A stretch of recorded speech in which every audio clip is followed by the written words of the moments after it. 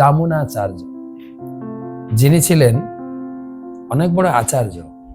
তার উপলব্ধি থেকে তিনি বলছেন যে যখন যখন আমার মনে এই কাম ভোগের বাসনা উদয় হয়, আমার মুখটা বিকৃত হয়, থুতু ফেলে থু, বাজে চিন্তা কোথা থেকে এলো।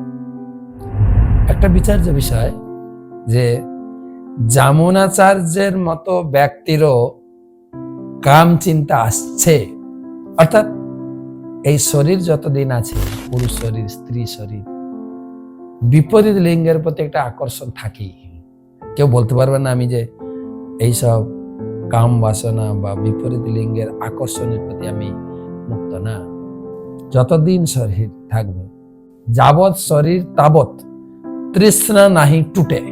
যতদিন এই শরীর থাকবে ততদিন এই তৃষ্ণা, কাম তৃষ্ণা থাকবে। জ্ঞানীগণ সেই তৃষ্ণা কাটে জ্ঞান অস্ত্রে। যারা বুদ্ধিমান, যারা জ্ঞানী, তারা জ্ঞানের অস্ত্র দিয়ে, ভগবদ গীতায় ভগবান বলেন জ্ঞান অস্ত্র, জ্ঞানের অস্ত্র দিয়ে কামকে যেন আমরা কাটাতে পারি।